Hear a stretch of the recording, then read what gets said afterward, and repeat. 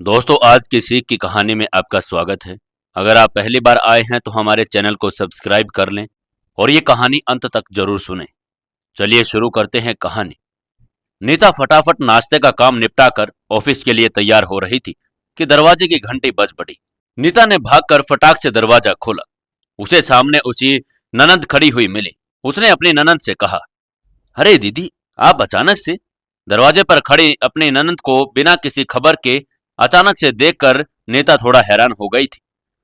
क्यों भाभी, क्या अब अपने घर में आने के लिए भी मुझे पूछना या बताना पड़ेगा? थोड़ा सा अकड़ते हुए पाखी बोली। ननद के इस तरह से बोलने पर नीता का चेहरा उतर गया। फिर भी उसने मुस्कुराने की कोशिश करते हुए कहा, नहीं नहीं दीदी, आइए ना, आइए।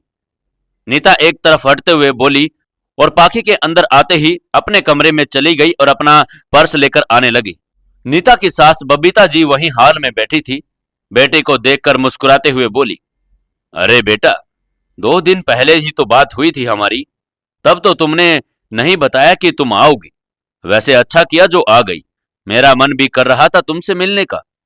दोनों माँ बेटी अपने सुख दुख की बात ही कर रही थी कि नीता आकर बबीता जी से बोली, माँ जी, दीदी के लिए चाय बना दो, फिर ऑफिस का टाइम हो जाएगा। बहू, तू चली जा, चाय मैं बना लूंगी। बबीता जी ने नीता को आश्वस्त करते हुए कहा। तो एकदम से पाखी बोल पड़ी, क्यों माँ, क्या भाभी के पास इतना भी वक्त नहीं कि ननद के लिए चाय पानी तो दे? मैं तो कौन सा रोज रोज आती हूँ और इनका ऑफिस जाना इतना जरूरी है? ननंद की बात सुनकर नीता वापस रसोई में चली गई और चाय चढ़ा दी। बार बार फोन की तरफ देख रही थी और सोच रही थी कि आज ऑफिस में छुट्टी के लिए बोल दे। फोन करने के लिए मोबाइल हाथ में उठाया ही था कि बबीता जी रसोई में आ गई। बहू, तुमसे कहा था ना कि चाय मैं बना लूंगी। तुम्हें ऑफिस जाने में लेट हो जाएगा, तू चली जा। लेकिन माँ जी, वो दीदी दीदी बुरा मान जाएगी, बोलेगी कि इतना बोलने पर भी भाभी रुकी नहीं। असमंजस से भरे स्वर में नीता बोली, बहू, वो मेरी बेटी है। मैं जानती हूं कि यदि तुम नहीं गई तो वो भी ऐसे ही बोलेगी कि माँ बेटी को एक दिन अकेला नहीं छोड़ा गया। हमारी बातें सुनने के लिए छुट्टी मार ली, इसलिए तू चली ही जा। कम से कम तेरे काम का नुकसान तो नहीं होगा, मैं संभाल लूंगी। बबीता जी ने नीता के हाथों पर हाथ रखते हुए कहा। अपनी सास के मुंह से ऐसा सुनकर नीता निशब्द हो गई। उसे कोई शब्द नहीं सूझ रहा था कि वो अपनी सास को किस तरह से धन्यवाद कहे। उसे यकीन नहीं हो रहा था कि एक माँ अपनी बेटी को छोड़कर कभी बहू का पक्ष ले सकती है। उसका मन सास के प्रति श्रद्धा से भर गया और वो पाखी से जल्दी आने की बोलकर ऑफिस के लिए निकल गई। नीता के घर से निकलते ही पाखी का स्वर बदल गया। देखा माँ, अब इस घर में मेरी कोई इज्जत नहीं रह गई। मेरे कहने के बाद भी महारानी सज धज कर निकल गई। जब मेरी ननद मेरे घर आती है तो मैं तो सारा दिन उसके पीछे घूमती रहती हूँ।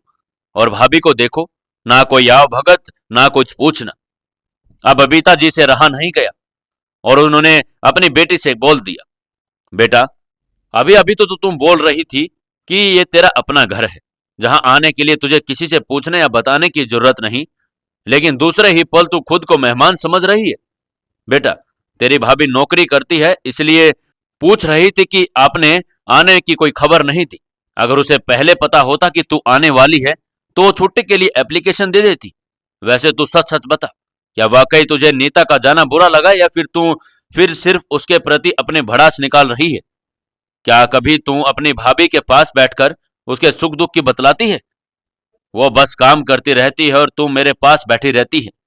वो 2 घड़ी पास बैठ भी जाए तो तुम बोलना बंद कर देती है। इसके सामने क्या बात करना, कहीं घर की बात बाहर ना चली जाए। बबीता जी अपनी बेटे को समझा ही रही थी कि पाखे ने मुंह फुला लिया और अपनी माँ से कहने लगी, माँ, आप माँ तो मेरी हो, लेकिन तरफदारी अपनी बहू की करती हो।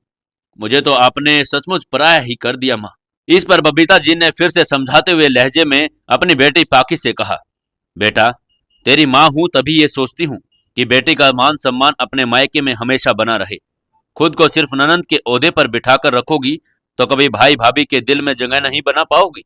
बेटा, अब समय काफी बदल गया है। जहां बेटा बेटी को समान माना जाने लगा है तो बेटी और बहू को भी समान का दर्जा देना पड़ेगा। फिर तुम ही बताओ कि ननंद भाभी का रिश्ता इस बदलाव से अछूता कैसे रहेगा? हो सके तो ननंद से पहले खुद को एक सहेली के रूप में स्वीकार करके देखो।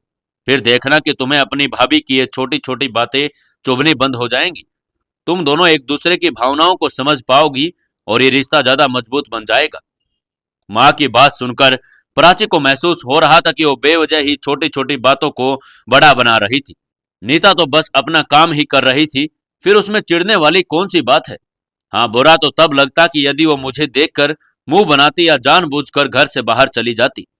वैसे भी माँ सच ही कह रही थी कि भाभी के आगे कभी वो खुलकर अपने मन की बातें नहीं करती है। उसे हमेशा यही लगता कि वो तो पराई है। शाम को नीता जल्दी घर आ गई, साथ ही कुछ सामान भी लेकर आई थी। आते ही वो रसोई में जाकर खाने की तैयारी करने लगी तो पाखी बोली, भाभी, खाना हम मिलकर बना लेंगे। आओ कुछ देर हमारे पास भी बैठ जाओ। मुझे आपसे वो केक बनाने की रेसिपी सीखनी है। आपका भांजा रोज जिद्दी करता है कि मामी जैसा केक बनाओ। नीता ये सुनकर बहुत खुशी खुशी बोली, अच्छा दीदी, क्यों नहीं। एक काम करती हूँ, मैं आज आपके सामने ही केक बनाकर देती हूँ। आप देख भी लेना और चिंटू के लिए केक लेकर भी जाना। दोनों ननंद भाभी आज रसोई में साथ खड़ी हंसते खिलखिलाते काम कर रही थी और बबीता जी उन्हें देख रही थी। उन्हें बस उम्मीद थी कि उनके बेटे का मायका उनके बाद भी बना रहेगा। इस तरीके से पाखी का अपने भाभी के प्रति रुख बदल गया था। दोस्तों, आपको यह कहानी कैसी लगी? अगर आप ऐसे ही कहानियां सुनना चाहते हैं तो हमारे चैनल को सब्सक्राइब कर लें, इस वीडियो को लाइक करें और अपने फैमिली मेंबर्स के साथ इसे बैठकर सुनें और अपने दोस्तों के पास इसे शेयर जरूर करें।